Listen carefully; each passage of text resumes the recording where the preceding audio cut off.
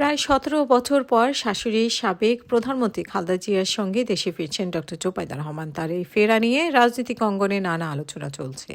তিনি কি বিএনপির নেতৃত্বে আসবেন নাকি ফিরবেন পুরনো চিকিৎসা পেশায়?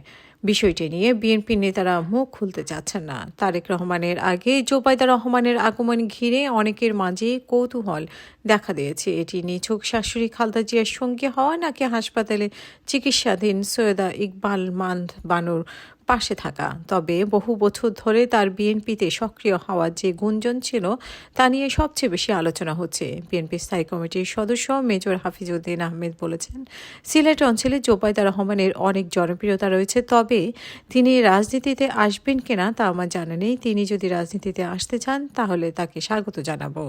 এই বিষয়ে ঢাকা বিশ্ববিদ্যালয়ের রাষ্ট্রবিজ্ঞান বিভাগের অধ্যাপক সাব্বির আহমেদ বলেন, জোবাইদা রহমান দীর্ঘদিন রাজনৈতিক পরিবারের সাথে ছিলেন, ফলে তার রাজনৈতিক পরিপক্কতা এসেছে ও রাজনীতি শিখেছেন।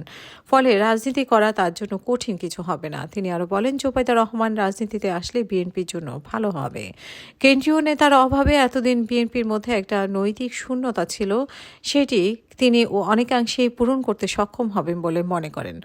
এতে দলটির নৈতিক শক্তি ও জনপ্রিয়তা বাড়বে। ১৯৯৫ সালে বিসিএস স্বাস্থ্য কেডারে প্রথম হয়েছিলেন জোবাইদা রহমান। জিয়া পরিবারের পুত্রবধূ হলেও জোবাইদার চিকিৎসা পেশায় ব্যস্ত জীবন কাটিয়েছেন। রাজনীতিতে না জড়ালেও তারেক রহমান সহ অন্যদের সঙ্গে দুর্নীতি মামলার শিকার হয়েছেন। এক পর্যায়ে অসুস্থ স্বামীর পাশে থাকতে লন্ডনে চলে যান তিনি। এরপর ২০১৪ সালে কর্মস্থলে না থাকার অভিযোগে শেখ হাসিনা সরকার তাকে চাকরিচ্যুত করে।